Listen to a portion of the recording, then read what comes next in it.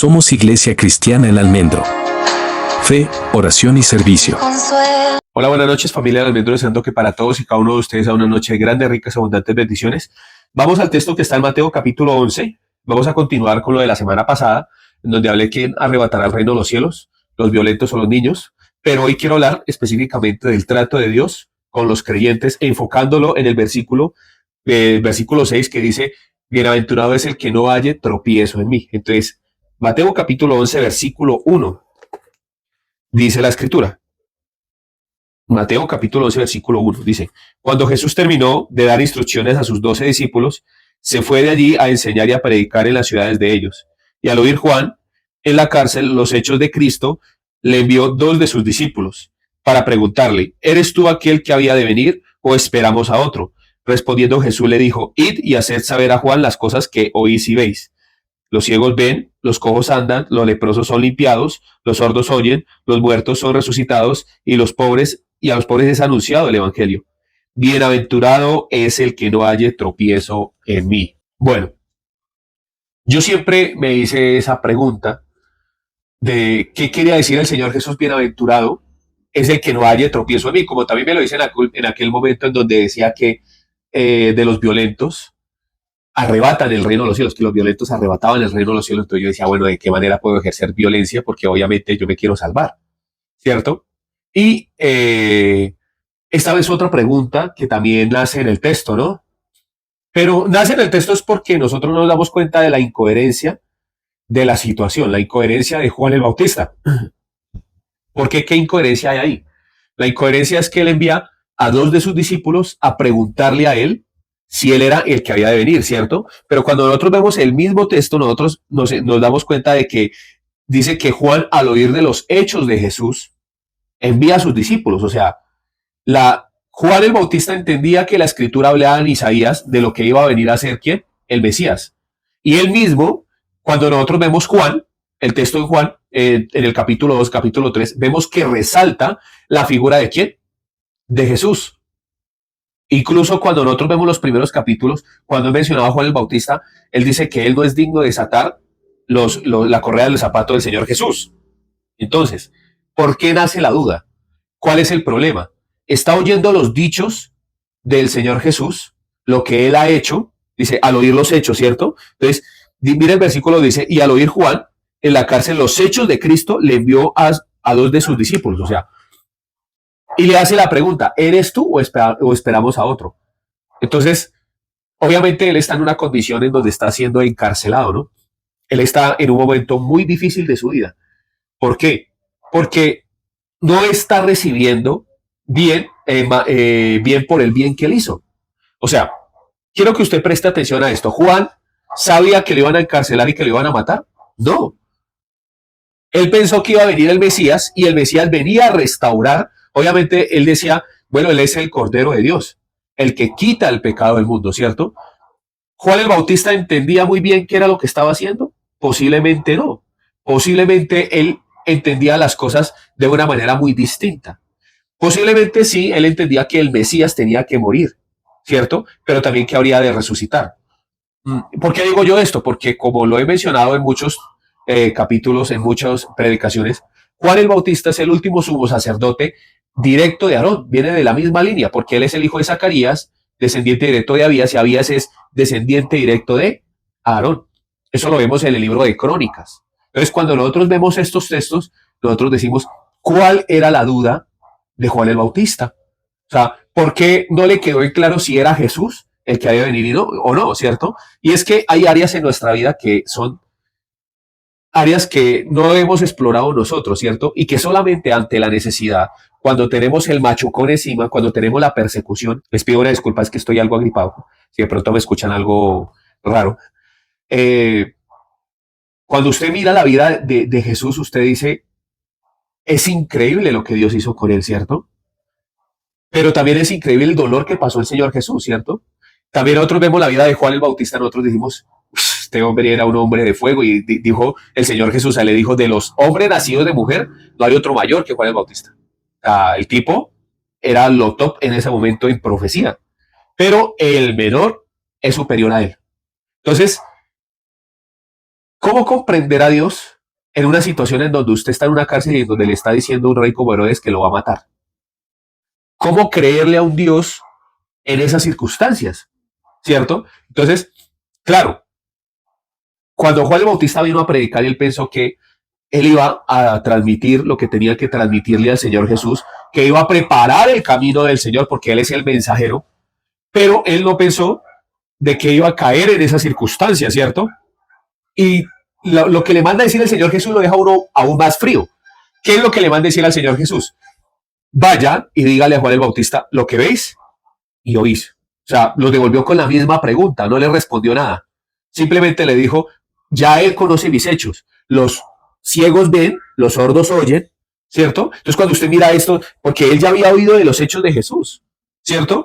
Y el texto de Isaías dice, porque el Espíritu de Dios está sobre mí por cuanto me ha ungido para dar buenas nuevas, ¿cierto? De salvación, por cuanto me enviaron a restaurar las sendas antiguas. Cuando usted mira el texto de Isaías, prácticamente le está diciendo todo el texto de Isaías y en este momento Juan el Bautista conocía el texto. Recordemos que Zacarías era un sacerdote. Por consiguiente, Juan el Bautista entendía muy bien qué era lo que le estaba diciendo el Señor Jesús, ¿cierto? Entonces, ir y hacer saber a Juan, el versículo 4, las cosas que oís y veis. Los ciegos ven, los cojos andan, los leprosos son limpiados y los sordos oyen. Los muertos son resucitados y a los pobres es anunciado el evangelio, ¿cierto? Entonces, cuando usted mira el texto de Isaías, dice que a quebrantar las cadenas, ¿cierto? A darle libertad a los presos. La cuestión aquí es precisamente esa. Él está preso. La libertad a los presos. Entonces, él está preso, pero el texto dice que sí, viene a darle vista a los ciegos, ¿cierto? Viene a darle oído al sordo, viene a libertar a los cautivos, pero él está siendo cautivo. Entonces los devuelve diciéndoles, mire lo que usted está viendo y les cita prácticamente en sus concordancias, este texto los va a llevar a Isaías y les dice, vaya, dígale esto a Juan el Bautista. Pero Juan el Bautista dice, al oír de Jesús y de todas las cosas que él hacía, envió a dos de sus discípulos. O sea, Juan el Bautista sabía que era lo que estaba haciendo el Señor Jesús. Pero el problema es que él estaba haciendo ¿qué? Cautivo, preso. Y como muchas de las personas en aquel entonces en el antiguo Israel pensaban que el Mesías venía a libertarlos de Roma. Pensaban que el Mesías venía a libertarlos de cualquier otro pueblo y los ponía otra vez a reinar. Ellos por eso decían Jesús, hijo de David, porque ellos pensaban del Mesías como alguien que venía a reemplazar a David. De hecho, algunos dicen, obviamente, pues yo creo que si las escrituras dicen que el Señor Jesús tenía 33 años, yo le creo que tenía 33 años, pero algunos dicen que le pusieron esa edad porque 33 años duró el reinado del rey David. Yo quiero que usted preste atención a esto que le estoy diciendo. O sea, el Señor Jesús venía a darle libertad a los cautivos. Juan el Bautista va a decir, ¿es usted o espero a otro? ¿Por qué? Porque estoy encarcelado. Y el Señor Jesús le manda a citar, y yo no quiero ser redundante ni puntilloso, pero le dice, y bienaventurado es aquel que no haya tropiezo en mí. ¿Cómo Jesús puede ser tropiezo para una persona? Y es lo que le vengo yo a explicar el día de hoy. ¿Cómo Jesús, el Salvador, el que restaura las vidas de los seres humanos a través de su sacrificio, aquel quien entregó su vida en la cruz, aquel que venció a la muerte y le arrebató las llaves, es capaz de ser piedra de tropiezo para alguien? O sea, él nos formula aquí un problema, nos formula aquí una cuestión que a usted y a mí nos interesa. Y la semana pasada estuve hablando un poco de hacerse pequeño, ¿cierto? Y la importancia de el menguar nosotros para que Él crezca, ¿cierto? Entonces vamos de una vez a un texto que está en Juan capítulo 3. Dos libros más adelante, Juan capítulo 3, versículo 22. Quiero leerles rápidamente. Dice, después de esto vino Jesús con sus discípulos a la tierra de Judea y estuvo allí con ellos y bautizaba. Juan bautizaba también en Enón, junto a Salim, porque había allí muchas aguas y venían y eran bautizados, porque Juan no había sido aún encarcelado. Entonces hubo confusión entre los discípulos de Juan y los judíos acerca de la purificación. Pero no quiero tomar el tema de la purificación aquí. Quiero que me preste atención de qué sucede de ahí en adelante. Y vinieron a Juan y le dijeron, Rabí, mira que el que estaba contigo al otro lado del Jordán, de quien tú diste testimonio bautiza y todos vienen a él. Respondió Juan y dijo, no puede el hombre recibir nada si no le fuere dado del cielo. Vosotros mismos me sois testigos de que dije, no soy yo el Cristo, sino que soy enviado delante de él. El que tiene la esposa es el esposo, mas el amigo del esposo que está a su lado y le oye, se goza grandemente de la voz del esposo. Así pues, mi gozo está cumplido. Es necesario que él crezca, pero que yo mengüe. Entonces, este texto va directamente conectado con la idea que les estoy dando de entender, y no es una idea propia. Es que en ese momento, Juan el Bautista, a pesar de que sabía de que había venido el Mesías, de que ya estaba entre el pueblo, Juan aún seguía bautizando. Juan seguía bautizando. Entonces, Juan seguía bautizando porque la misión de Juan, o sea, la forma de Juan era seguirle allanando el camino al Señor Jesús, ¿cierto? O sea, seguir trabajando para que eso que estaba haciendo el Señor Jesús fuera más fácil. ¿Y cómo más fácil? Cuando usted le dice a otra persona, por ejemplo, por el conocimiento de la ley, es que nosotros tenemos la concepción del pecado. Entonces Juan el Bautista iba a otras aldeas y le seguía diciendo generación de víboras, quien nos enseñó a huir de la ira venidera, ¿cierto? Entonces, y él seguía bautizando. Ahí es donde está la cuestión. Entonces, el bautismo de Juan era un bautismo conforme a la norma y a la ley, ¿cierto? Pero el bautismo de Jesús era el necesario para que la persona tuviera directamente conocimiento y tuviera parte con quién, con el Señor Jesús. Aún así, tengo que decir que el bautismo es una señal simbólica, nada más, ¿cierto? Pero el problema era que había una confusión ahí. ¿Por qué? Porque Juan el Bautista tenía discípulos y los seguían aún a él, ¿cierto? Ahora, la pregunta aquí, ¿Juan el Bautista estaba predicando a Jesús? Aquí es donde está la cuestión. ¿Puedo yo decir de pronto dentro de mi pensamiento que no? ¿Qué estaba predicando Juan el Bautista? La ley. ¿Por qué? Porque hasta que el Señor Jesús muera, hasta en ese momento la ley era válida. Hasta en ese momento. O sea, el Señor Jesús viene, capacita a 12 mechudos y esos 12 mechudos se convierten verdaderamente y reciben el Espíritu Santo. Cuando vemos que el Señor Jesús muere y resucita, vienen el Espíritu Santo y toma a los 120 y les reparte lenguas como de fuego. Entonces, cuando nosotros vemos este texto en Juan, aún Juan el Bautista no había sido encarcelado y los discípulos de Juan vienen y le dicen, hay alguien que está bautizando del que usted dio testimonio y la gente se va a él, pero no está viniendo a nosotros, ¿cierto? Y el texto que leímos en Mateo es el texto en donde él ya está encarcelado, en Mateo capítulo 11, él ya está encarcelado. ¿Quién lo tomó prisionero? Herodes, ¿cierto? Por una cuestión de adulterio que tenía Herodes. Aquí es donde hay un problema serio, porque Juan el Bautista hasta este momento seguía bautizando, aún estaba puesta la ley, pero Juan el Bautista había gente que aún lo seguía a él. Cuando Juan el Bautista da testimonio de Jesús, ¿qué debió haber hecho la gente? Dejar de seguir a quién, a Juan el Bautista, ¿cierto? O Juan el Bautista debió empezar o seguir siguiendo a quién, a Jesús. Esto es un dato que no todo el mundo predica. No le prestamos atención. Se supone que Juan estaba dando testimonio de Jesús. ¿Qué debió hacer Juan el Bautista? Callarse, sentarse y escuchar al maestro. Pero Juan tenía una misión y la misión de él era seguir arando la tierra del Señor. Entonces, una de las formas en las que Dios ara la tierra es presentándole al ser humano la ley. Porque por causa del conocimiento de la ley viene la concepción de pecado. Por ejemplo, les pongo el ejemplo del joven rico. El joven rico viene y le dice, maestro bueno, ¿qué haré pues yo para heredar la vida eterna, no? Entonces él le dice, los mandamientos conoces, ¿cierto? No robarás, no hurtarás, no harás falso testimonio. Entonces él le dice, claro que sí, Señor, todo lo he guardado desde mi juventud. Entonces, ¿qué le dice el Señor Jesús? Le dice ahí que él lo vio con amor. A partir de ese momento lo vio con amor y le dijo, no te hace falta una cosa.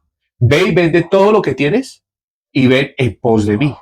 Entonces, ¿por qué lo vio con amor? Porque solamente hasta en ese momento, hasta en ese preciso momento, este joven rico dejaría de confiar en su justicia propia.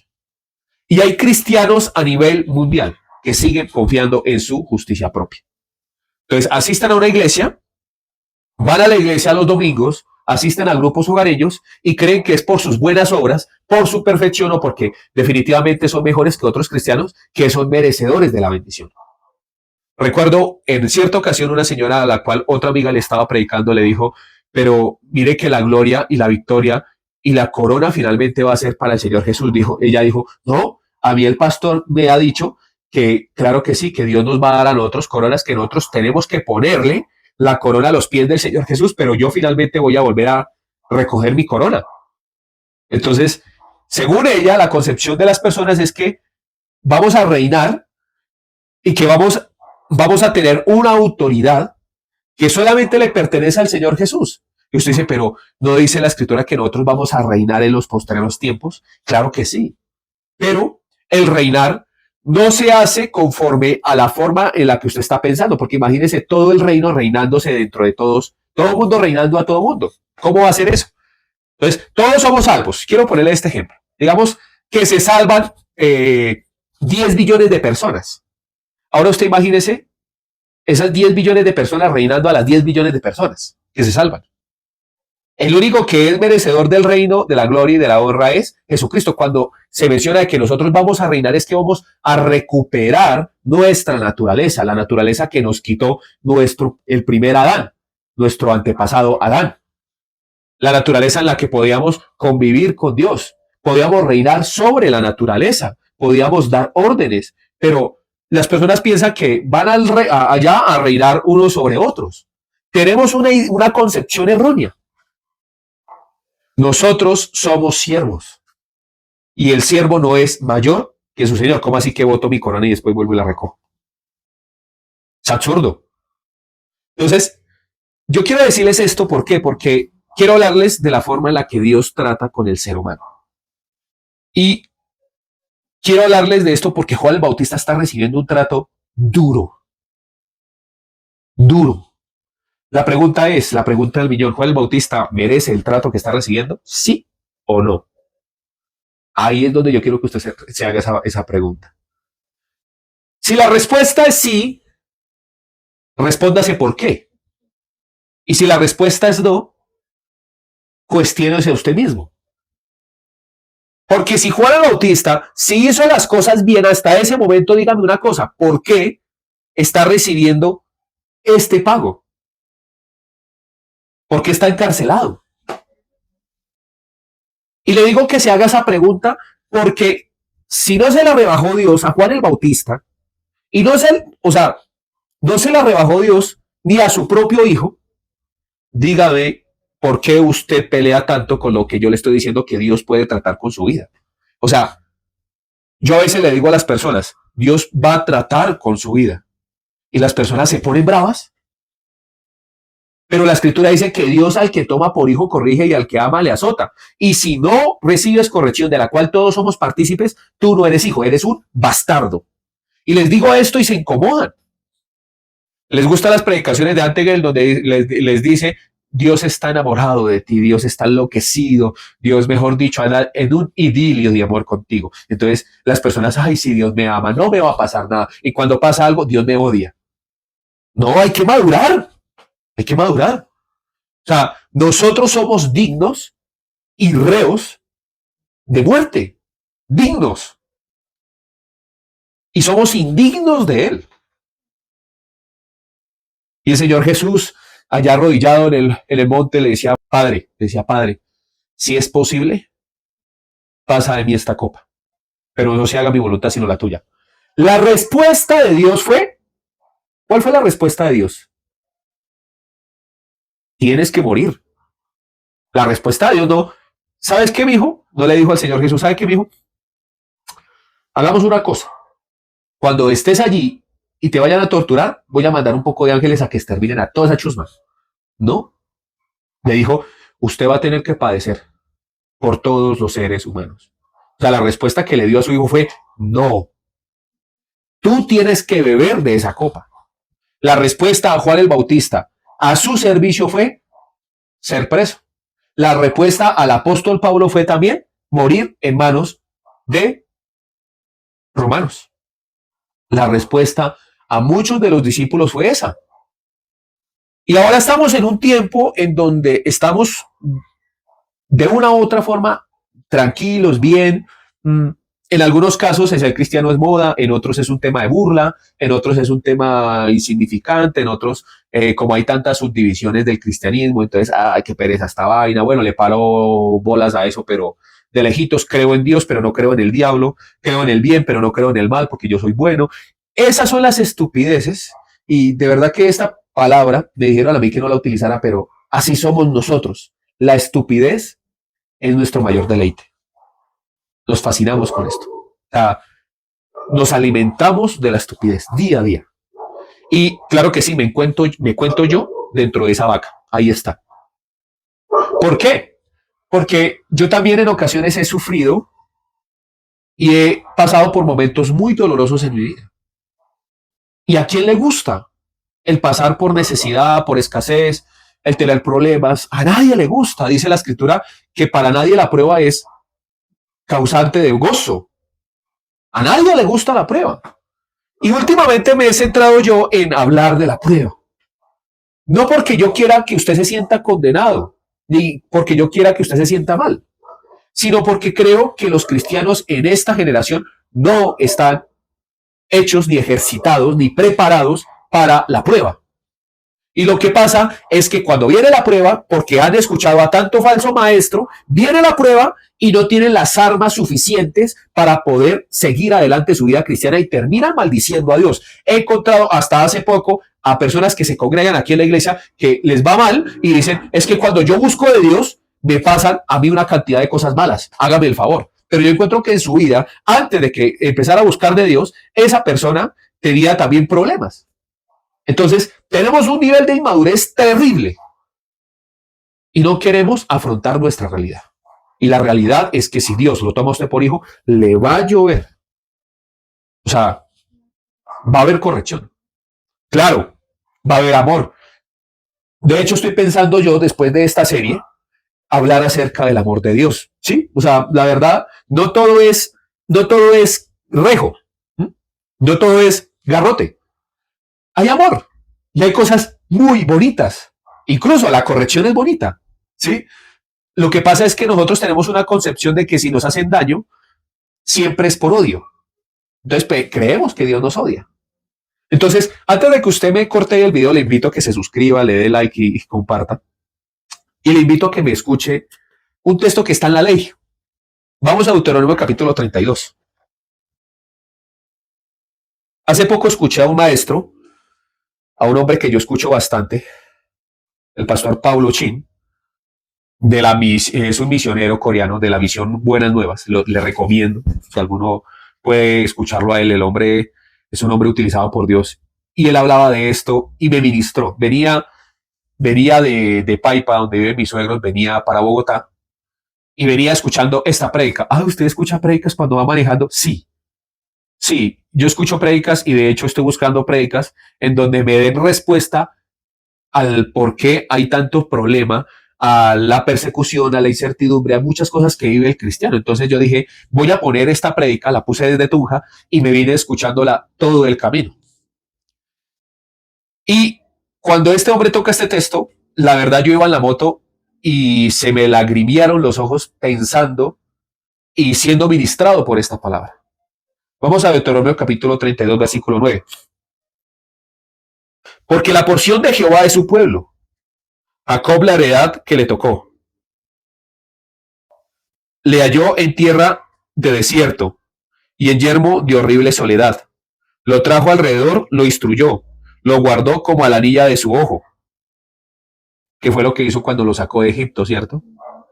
Cuando pasó todo el pueblo por Israel y hizo de Israel una gran nación. Está hablando de Jacob, ¿cierto? Versículo 11. Como el águila que excita su nidada, revolotea sobre sus pollos, extiende sus alas, los toma, lo lleva sobre sus plumas. Jehová solo le guió y con él no hubo Dios extraño. Lo hizo subir sobre las alturas de la tierra y comió los frutos del campo e hizo que chupase miel de la peña y aceite del puro pedernal. Bueno, dejémoslo hasta acá. ¿Sí? Entonces, De ahí para abajo empieza a hablar de las bendiciones que trajo sobre él, pero quiero mostrarle a usted, porque está mostrando lo que dice Isaías, lo que dice aquí Deuteronomio, que dice, así como el águila cuida a sus polluelos, así yo te cuidaré a ti, oh Israel. ¿Cierto? Y aquí le está diciendo, yo saqué un pueblo insignificante, un pueblo de la nada, lo guardé, ¿cierto? Lo adopté como mi pueblo y está diciendo, yo lo voy a cuidar como el águila hace con sus polluelos. Exactamente aquí dice eso. Entonces la pregunta es, esto está después de Deuteronomio 28, del contrato de Dios, ¿no? Y después de que Dios le empieza a dar toda la ley a Moisés, ¿cierto? Después de que le da toda la ley, de hecho, incluso ya está pronto a morir Moisés. Y ahí empieza ya el libro de Josué. Cuando nosotros vemos este texto, le dice, así, vamos a leerlo, dice, como el águila que excita su nidada. ¿Qué hacen las águilas cuando tiene a sus polluelos y ya es necesario que los polluelos vuelen? Entonces, ellos se paran ahí al frente del nido y empiezan a aletear fuertemente para que la paja, que ellos habían puesto la paja delgada, empiece a desaparecer, ¿cierto? Entonces empieza a hacer esto y empieza a excitar la nidada, ¿cierto? Entonces dice, revolotea sobre sus polluelos. Entonces después de que aletea así y se va la primer capa de comodidad que tienen los polluelos, dice, no, aún están cómodos. Entonces empieza a revolotear. Entonces él empieza a dar vueltas, el águila empieza a dar vueltas, sube hasta la parte alta y empieza a caer en picada hacia donde está el nido.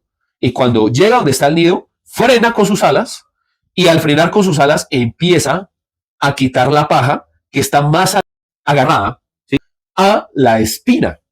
Y recuerden una cosa, lo que hacen las águilas para hacer sus nidos es amontonar la espina, ¿sí? Ellos cogen ramas espinosas y ahí empiezan a hacer el nido y sobre esas ramas llenas de espinas empiezan a poner colchoncito de ¿qué? De hojas, de paja. Entonces la misión del águila es quitarle toda esa paja, quitarle todo eso ¿a qué? Al nido. ¿Y esto con qué propósito lo hace? Con el propósito de que los polluelos o los aguiluchos, en este caso, porque nosotros nos imaginamos cuando nosotros vemos un texto así como el águila protege a sus polluelos, entonces nosotros imaginamos que el águila está protegiendo los polluelos, así como la canción de los pollitos dicen pío, pío, pío, cuando tienen hambre, cuando tienen frío, y nosotros pensamos que el águila es una gallina, y pensamos que no, que él va a estar así bajo sus dos alas acurrucaditos, duermen los pollitos hasta el otro día. No. Las águilas tienen una forma tosca de cuidar a sus aguiluchos. No es como la gallina siempre baja el nido y los nidos y los pollitos salen y se van a comer gusanitos. No, el águila no hace esto. El águila, ¿qué hace? El águila empieza a incomodar a sus aguiluchos. Y les empieza a quitar toda la paja. Toda la paja. Y a lo que les quita toda la paja, permite que ellos se chusen. Y los chuzones son fuertes. Entonces, ¿qué empieza a sufrir el aguilucho? Maltrato. ¿Sí? Empieza a ser chuzado por un lado, por el otro. Y esto no le agrada a usted, yo creo que ya no le está agradando, porque entonces ahí es donde viene el tema de la corrección de Dios. Claro, por un tiempo Dios, viendo que usted aún está pequeño en la fe, pues lo deja en un buen nido. O en un nido medianamente prudente, ¿no? En donde usted pueda sobrevivir. Después le quita la paja. Empieza a tener golpes fuertes contra el propio nido para que el aguilucho empiece a chuzarse. Esto tiene que forzar al aguilucho a qué hacer, a subir sobre el costado del águila. Entonces, ¿qué hace el águila después? Ya cuando el aguilucho está con forma de poder volar, lo monta en su espalda y lo lleva a las alturas, como está escrito acá, ¿no? Entonces, mire, el versículo 13 dice, lo hizo subir sobre las alturas de la tierra. O sea, lo que hace Dios es coger y subir al aguilucho ¿a dónde? A la parte más alta, las nubes. ¿Y qué hace él de un momento a otro? Le voltea el costado ¿a quién? Al aguilucho. Entonces, el aguilucho cae. La naturaleza del aguilucho le debe indicar que tiene que aletear, pero muchas veces no funciona así. ¿Por qué? Porque el aguilucho nunca ha utilizado sus alas. Entonces, lo que el águila hace es verlo como revolotea y hay un tiempo en donde él está tratando de revolotear o se está dejando caer. Entonces el águila ve qué está sucediendo. Va cerca a cómo va la caída del aguilucho. Cuando ve que el aguilucho no respondió y que va a caer, lo toma otra vez y lo agarra y vuelve y lo deja en el nido. Pero al otro día le repite la misma situación. No lo deja ahí. No lo deja ahí. Incluso la otra vez yo estaba mirando un documental, hay águilas que destruyen completamente el nido. Le dice, hermano, ¿vuela o vuela? La naturaleza de las águilas es volar. Entonces, acá hay un problema serio. ¿Por qué? Porque cuando nosotros vemos bien, la naturaleza del ser humano es pecar.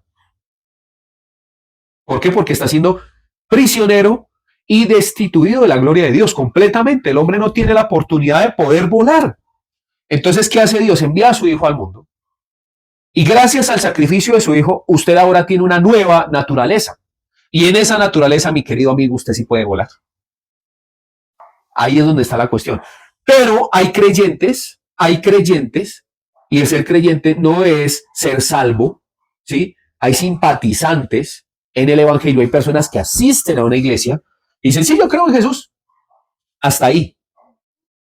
Entonces, el problema viene cuando viene la prueba. Ahí es donde usted verdaderamente puede mostrar si es o no es. Ahí es cuando verdaderamente se muestra quién es quién. No es la bendición, que es lo que predican muchas iglesias. Entonces las iglesias le dicen, si usted está en pecado, usted tiene enfermedades, tiene escasez económica, si usted está en problemas con Dios, usted se va a separar. Pero muchas veces no es ni siquiera que usted esté haciendo algo malo, sino que simple y sencillamente Dios le está corrigiendo. ¿Cómo usted va a pelear con eso? Es que, claro que es una respuesta lógica a la enfermedad, a la quiebra económica, a muchas cosas malas que nos suceden a nosotros, es el pecado, ¿no? Eso es lo lógico, teológicamente hablando, pero hay ocasiones en donde no. En donde Dios decide tratar con su vida. ¿Por qué? Porque lo está corrigiendo, porque le está enseñando a volar. Es lo que le estoy tratando de decir a usted. Pero Dios es tosco, como lo es el águila con sus aguiluchos. Pero hay veces en donde queremos que Dios sea, nos encanta ese salmo, ¿no? Ese proverbio en donde Dios dice que así como la gallina cuida a sus polluelos, ¿cierto? Pero aquí le está diciendo a toda persona que cree, le está diciendo, como el águila, yo a usted lo voy a subir a las alturas y lo voy a soltar, amigo. Bienaventurado es el que no haya tropiezo en Jesús. ¿Por qué las personas? Y respondo esa pregunta aquí mismo. ¿Por qué? Porque Juan el Bautista tenía una forma errada de ver a Jesús. Él creía que el Señor Jesús lo venía a libertar a todo Israel y los iba otra vez a poner a reinar. ¿Sí? El que muriera no era un tema tan importante para Juan el Bautista. Juan el Bautista lo que quería era ver nuevamente al pueblo recibiendo la gloria de Israel, porque él era un judío y deseaba nuevamente ver el sacerdocio restaurado, deseaba nuevamente ver a Herodes como, ver a Herodes siendo juzgado por el mismo Señor Jesús, pero el Señor Jesús no tocó a Herodes. Entonces, claro, Juan el Bautista se le paraba a Herodes fuerte porque él decía, estoy preparando el camino del Señor, ya viene mi maestro, ¿cierto? Pero cuando está en la cárcel, ¿qué sucede? ¿En dónde quedó la fe de Juan? Entonces, a veces nosotros tenemos tropiezo con Jesús, porque nuestras expectativas son superiores a lo que verdaderamente Dios quiere hacer con la vida de nosotros. Y esto no tiene que ver con otra cosa, sino con el morir. Simple y sencillamente, ¿en qué se basa el evangelio? El morir a uno mismo. No en las mentiras que le están diciendo los predicadores en la actualidad. Dante Gebel, tengo que decirle yo a usted, tiene predicaciones buenas. Pero hay predicaciones de él que son demasiado humanistas. Y Dios no es humanista. Dios viene a decirle al ser humano, usted no sirve. Es más, si a los propios siervos de él les dice a ustedes, no se pueden llamar útiles cuando ustedes hacen lo que se les manda hacer, porque para eso se les está pagando. O sea, usted es un siervo inútil. Entonces, el ser humano no tiene la capacidad de poder responderle a Dios. Entonces, claro, tiene buenas prédicas, pero a veces confunde al creyente. Y el problema es que la verdad combinada con la mentira se convierte en un veneno terrible, sobre todo para la vida de creencia. Hay que buscar predicadores que le digan a usted su realidad. Su realidad es que si usted no está con Dios, está contra Dios. Su realidad es que si usted viene a Jesús, usted tiene que, en usted debe haber algo que se llama arrepentimiento. Entonces, en las predicaciones de ahora, usted mira que el Señor les ama, el Señor quiere prosperar su vida, el Señor quiere hacer una cosa, quiere hacer otra. No importa, ven así como tú estés, el Señor te ama tal y como tú eres. ¿Quién te dijo a ti eso? ¿De dónde o qué sustancia bíblica ellos tienen para asegurar eso? Dios no ama al ser humano como uno es. No. El problema es que en las iglesias de la actualidad, si usted se pone a mirar, el filtro ya no es el arrepentimiento. El filtro ya no es decirle a la persona, usted está en enemistad con Dios. Tenemos es una cantidad de personas que vienen a Cristo, pero vienen no al arrepentimiento. ¿A qué vienen? A ser prósperos, a cumplir sus metas y sus sueños. Entonces, hay que estar con Chucho porque con Chucho, por mal que le vaya a uno, le va a uno bien. Y no le estoy diciendo lo contrario, pero tampoco le voy a yo a decir a usted que en la vida, en su vida de ahí en adelante, cuando usted conozca a Dios, le va a ir absolutamente bien. Entonces usted va a decir con lo que decía Kiko, ay, entonces así, qué chiste. ¿Qué chiste? ¿Qué chiste, hermano? Usted ha obtenido la mayor bendición, el mayor milagro que usted puede ver en la vida de creencia suya. No es que a un pie de una persona que lo tenga más corto se le empareje con el otro, que una persona sea sanada de cáncer, que una persona se le desaparezcan unas masas, que una persona pierda la lepra. El mayor milagro que usted puede ver en el evangelio es su salvación. Es el mayor milagro. Sentirse salvo, creer en la salvación, tener esa firmeza. Ese es el evangelio.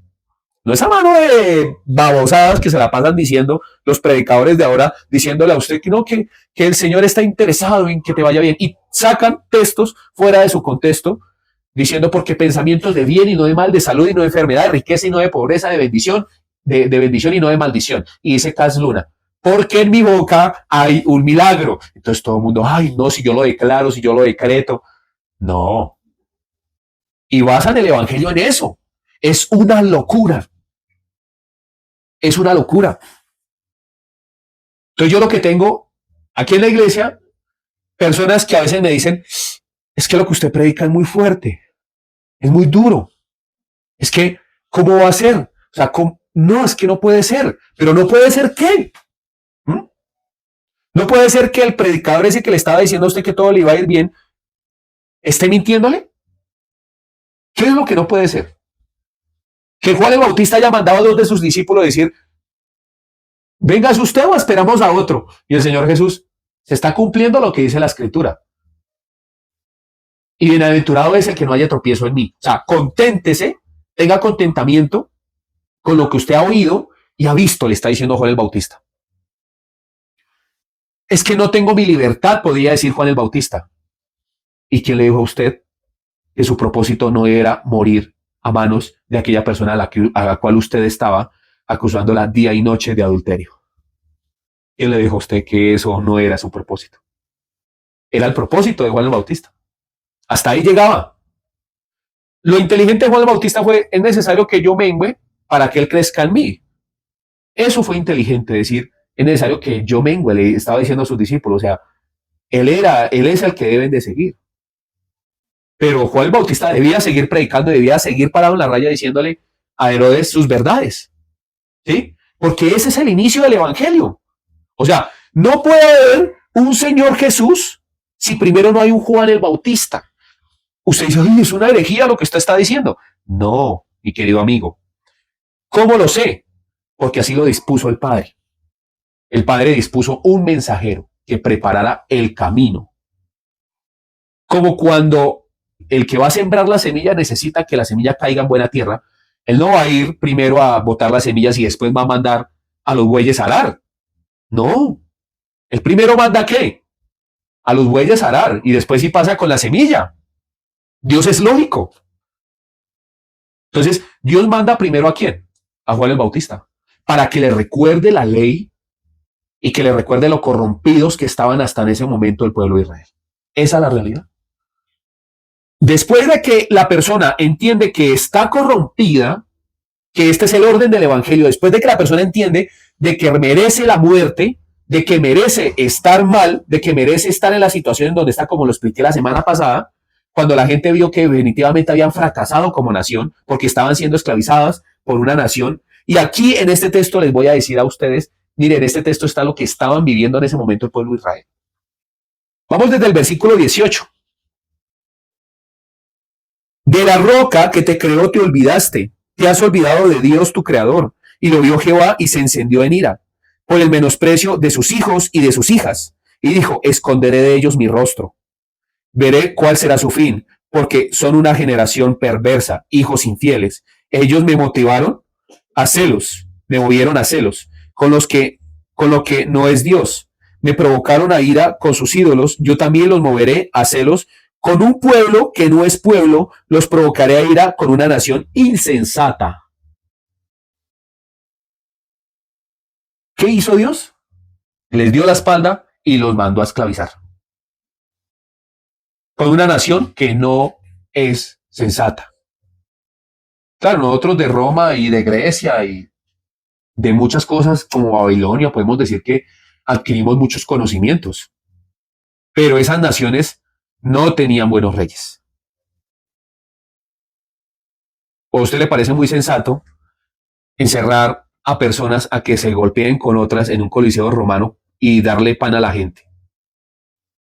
¿A usted le parece muy sensato que Roma cogiera a los cristianos del primer siglo y dejaran que los leones y los tigres devoraran a sus hijos delante de los padres para que maldijeran a su Dios?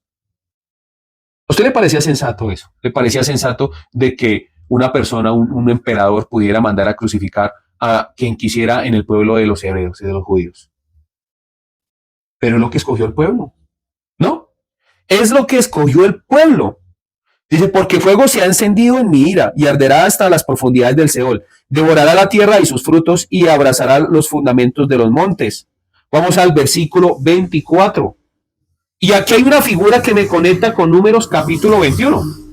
Versículo 4, que es la serpiente de bronce. O sea, los va a volver a pasar por esa situación. Dice, consumidos serán de hambre y devorados de fiebre ardiente y de peste amarga. Dientes de fieras enviaré también sobre ellos, con veneno de serpientes de la tierra. Entonces, esa lección que les dio en Números cuando estaban pasando por el desierto, en donde Dios se molestó porque ellos empezaban a quejarse del maná, empezaban a quejarse de todo el camino de que Dios los había sacado con mano poderosa de Egipto, Dios dice, les voy a volver a mandar esas serpientes ardientes. Y esas serpientes ardientes son sombra y figura del pecado. Usted puede buscar en el canal de YouTube de la iglesia y puede buscar la serpiente de bronce. Y allí explico todo el recorrido de la serpiente de bronce, qué era la serpiente de bronce y con qué propósito fue hecho la serpiente de bronce, que está en Números capítulo 24, capítulo 21, versículo 4. Entonces, allí usted puede ver lo que está diciendo acá. Entonces, no solamente les está diciendo que los va a estorbar y los va a sacar como los aguiluchos salen del nido. Van a volar, usted vuela porque vuela. O sea, él dice, los cogí yo como pueblo y ustedes me van a dar resultados. ¿Sí? O sea, no hay, o sea, no es que si usted quiere, amigo, no es que si a usted se le dio la gana. Cuando Dios toma a alguien y quiere hacer algo con esa persona, lo hace. El tema es que de uno está en que duela más o en que duela menos. He aquí delante de ti pongo la bendición o la maldición, la salud o la enfermedad. Escoge tú, dice la escritura. A Dios le da a usted a escoger. Dios le da a usted, pero ¿por qué me da tan mal? Porque usted escoge por ese lado, amigo. Porque usted escoge por ahí. ¿Por qué me va tan mal en la vida si yo soy un muchachito nomás de querendón? Digo yo a veces. Pero, ¿por qué uno se va por el camino que no es? Por terco. Por falta de fe. Esa es la realidad. Bienaventurado es el que no haya de tropiezo en mí, dice el Señor. Sus sueños, sus expectativas, si no están con Dios, como dice la Escritura, el que no hace riquezas conmigo, desparrama, dice la Escritura. El que no hace riquezas con Dios, desparrama. Y dice la Escritura que el impío está puesto para hacer riquezas para que finalmente el justo, como lo dije la semana pasada, tome posesión de esas riquezas. Usted verá. Y últimamente me he puesto yo a hacer este tipo de mensajes porque en esto consiste el reino de Dios. El reino de Dios no consiste en comida ni en bebida, dice la Escritura. ¿En qué consiste el reino de Dios? En el amor de Dios, claro está, pero también en la corrección. Entonces, Dios envía primero a su mensajero. Mire lo profundo de Mateo capítulo 11, en donde Juan el Bautista está siendo confrontado por su propia fe, en donde la duda ha tomado su corazón y en donde ¿quién le responde? El Señor Jesús. Pero el Señor Jesús le responde con una firmeza y un carácter. ¿No les parece? Le dice, vayan y díganle a Juan el Bautista lo que ustedes están viendo. Pero Juan el Bautista ya lo sabía. Le dice, bienaventurado es el que no haya tropiezo en mí. ¿Por qué? Porque Juan el Bautista hasta en ese momento no entendía cuál era el propósito, como muchos de nosotros. Eso no solamente le compete a él. Todos nosotros tenemos problemas de fe porque tenemos expectativas demasiado altas. ¿Cierto? Nadie tenga un concepto mayor de sí mismo que el que debería tener. Entonces, a veces nosotros, por nuestro ego, por nuestro orgullo, porque hemos sufrido de pronto cuando estábamos pequeños y a veces nos hacemos promesas en donde yo voy a salir adelante y le voy a callar la boca a todo el mundo. Entonces, cuando viene la cuestión y cuando las cosas no están tan bien, entonces empezamos a pensar de que estamos fracasando y posiblemente ese sea el camino, el fracaso. Ah, es que usted tiene una mente conformista. No, yo no tengo una mente conformista, dijo mi esposa, soy realista. Pero no es ser realista el creer que todo nos va a ir mal. Yo me refiero al realismo es con respecto a que definitivamente si Dios dice que en la escritura que la corrección está dentro de las posibilidades y dentro de las cosas que debe pasar el ser humano, pues yo para qué me voy a poner a pelear con Dios. ¿Sí? Entonces, si la escritura dice que debemos pasar por desiertos, que debemos pasar por situaciones difíciles, pero que finalmente Dios nos va a exaltar y nos va a bendecir, pues yo prefiero no pelear con el que me está pasando por el desierto porque ya conozco yo los textos en donde el pueblo de Israel pasó por el desierto y empezaban a quejarse y adivina qué. Les iba peor. Lean la historia del pueblo hebreo. Lean cuando pasaron por todo el tiempo en el desierto. Termino con esto y es una reflexión que yo quiero que ustedes se hagan. Miren, en los textos se menciona que el pueblo de Israel hizo una gran tortilla al salir de Egipto. Esa tortilla les iba a alcanzar para más o menos un mes de camino. Y precisamente ese era el trayecto, más o menos, porque en algunos casos dice que eran 10 días. Pero usted cómo va a atravesar de un lado al otro, contándolos en kilómetros de un lado a otro en una línea recta, no, porque habían montes, habían vallados, habían lugares en donde era difícil el pasar, tenía que dar vueltas. Dejémoslo por ahí en unos, ¿qué le digo yo? Sí, dejémoslo por ahí porque de pronto a alguno le dio más hambre en el desierto, dejémoslo por ahí en 25 días. Se les acabó la tortilla, ¿sí? Desde el momento en el que se les acabó la tortilla, ellos empezaron a quejarse. Desde ese momento. Y empezaron a quejarse que nos hace falta pan, Dios les dio pan, que no está quemando el sol, Dios les puso la nube, que en la noche hace frío, les puso la columna de fuego, que tenemos ganas de comer carne, se les salía la carne por las narices después al pueblo, que es una imagen horrible, ¿cierto? Entonces, yo quiero que usted piense en esto. Dios sabía que ellos iban a tener hambre. Sí. De hecho, cuando van a tomar la tierra prometida, les dice, porque yo, Jehová tu Dios, soy el Dios que te afligió y te hizo tener hambre en el desierto. Y te pasé por esto, para que tuvieras temor de mí. Entonces, si Dios fue el que pasó al pueblo por el desierto voluntariamente y los hizo tener hambre, o sea, Dios dijo, estos sacaron una tortilla para que les durara todo el camino. Pensaron en esa provisión. Vamos a permitir que pasen un tiempo más en el desierto. ¿Y les quitó qué? El alimento. Dios mismo los probó, los tentó con eso que sucedió. Ah, Dios no tienta a nadie. Claro, hablando en tentación, para que ese texto está hablado para personas que creen que Dios los incita a pecar. No. Pero en esta cuestión, en donde Dios está probando al ser humano, es coger al ser humano y sacudirlo. Es una forma de tentar al hombre a decir, ¿qué va a hacer? ¿Qué tipo de Dios tiene usted? Pues ahí es donde usted verdaderamente muestra si es creyente o si es un incrédulo. Entonces, ¿qué hizo Dios? Vamos a ver qué empiezan a hacer después de que les empiece a faltar el pan. A ver si van a venir a mí, se van a inclinar, o si van a ir a quejarse pensando en Egipto. Y esto me va a servir para futuras generaciones y es la generación de hoy. Esto está puesto en la Biblia, ese texto en donde fueron pasados por todo el desierto para usted y para mí. En donde le muestra a Dios que Dios le aflige a usted. Como dice Lamentaciones 3:27, dice, porque, dice, bueno le es al hombre llevar su yugo desde su juventud. Que calle la boca y que ponga su rostro en tierra porque es Dios quien se lo ha puesto. O sea, Dios es el que le pone la carga a la persona. Porque no aflige Dios voluntariamente al hombre, sino lo hace por necesidad. Léase Lamentaciones 3:27 en adelante y usted se va a dar cuenta que Dios lo hace por necesidad. No porque quiera maldecirlo a usted. Es por necesidad, porque necesita trabajar con su vida. Entonces Dios le quita a usted la comodidad, le quita a sus hijos, a sus hijas, y le quita a las personas que tienen una comodidad, le quita la comodidad para que esas personas finalmente aprendan a caminar en el desierto. Somos Iglesia Cristiana del Almendro, Fe, Oración y Servicio.